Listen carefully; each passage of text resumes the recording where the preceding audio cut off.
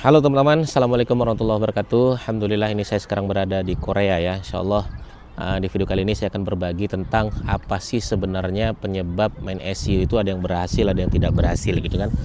Maka teman-teman tonton aja video ini sampai selesai.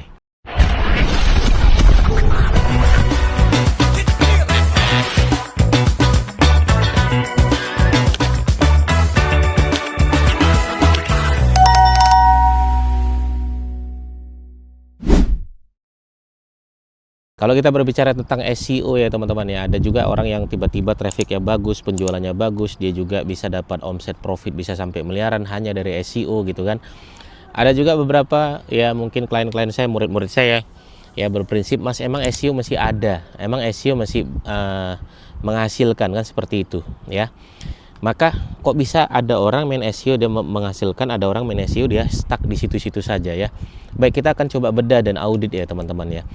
Pertama, saya sarankan untuk teman-teman main SEO itu ya, pastikan websitenya emang targetnya adalah target bukan main di wilayah retail yang umum. Saya tegasin teman-teman, kalau bermain retail umum dan margin tipis, saya tidak menyarankan untuk main SEO. Apalagi mainnya jual ya, produknya terlalu umum, jual baju, jual celana, itu terlalu umum ya, dan marginnya tipis, main SEO sangat tidak disarankan. Tapi kalau teman-teman misalnya bermain di wilayah margin tebal ya, produknya spesifik ya, mainnya B2B, itu sangat saya sarankan. Contoh pabrik, produsen, distributor, supplier, grosir ya, supplier, nah itu sangat saya sarankan. Makanya beberapa murid saya itu ketika bermain di wilayah B2B margin tebal ya, walaupun ini spesifik produknya gitu kan, tapi ketika menang dia bisa dapat keuntungan bisa sampai miliaran teman-teman sekalian. Satu deal gitu kan, satu transaksi. Maka kenapa itu saya menyarankan teman-teman untuk segera menggunakan teknik namanya mengambil produk-produk yang spesifik, margin tebal, mainnya B2B. Nah, makanya untuk di awal saya sangat tidak menyarankan teman-teman bermain di wilayah spesifik, produknya umum ya, kemudian mainnya retail, margin tipis. Itu dulu ya. Makanya kenapa kok dia bisa berhasil ya, padahal traffic dia sedikit, tapi gitu dia dapat, gitu dia menang, dia langsung tembus miliaran teman-teman. Ya, main di produksi, main di produsen, main di pabrik dan lain sebagainya ya. Nah, itu tuh. Makanya kenapa ada beberapa orang yang memang sudah jago SEO. Ya, murid-murid saya sudah jago SEO, tapi ketika dia mengambil sebuah keputusan dan gagasan, ya, mana ide-ide dia yang brilian, ya, dia mengambil produk-produk yang marginnya tipis ya, kemudian umum lagi gitu. Itu tidak saya sarankan. Tapi teman-teman mainnya di wilayah spesifik boleh ya, margin tebal, mainnya B2B, produsen, distributor, agen, supplier gitu ya.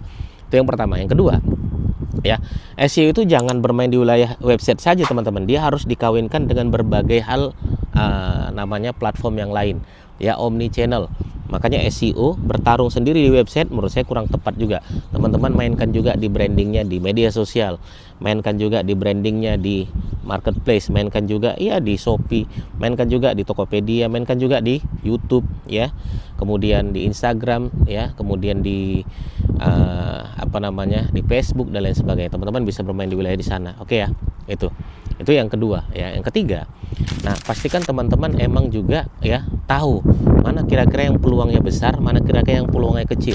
Karena SEO ini bermain di wilayah jangka panjang, iya. Tapi ya teman-teman lihat, sekarang tuh sudah era di mana orang sudah betul-betul memasarkan produk itu gila-gilaan. Main Google Ads, Facebook Ads ya. Kita SEO ini kan mengandalkan organik, mengandalkan bagaimana kita bisa memenangkan kata kunci ini dengan organik. Ya, nah itu teman-teman harus bisa memilah-milih itu sehingga kita tidak terlalu berjuang memenangkan banyak kata kunci, tapi ketika kita sudah memenangkan beberapa kata kunci saja, kita bisa mendapatkan margin yang cukup tebal. Itu yang teman-teman harus pahami dulu ya.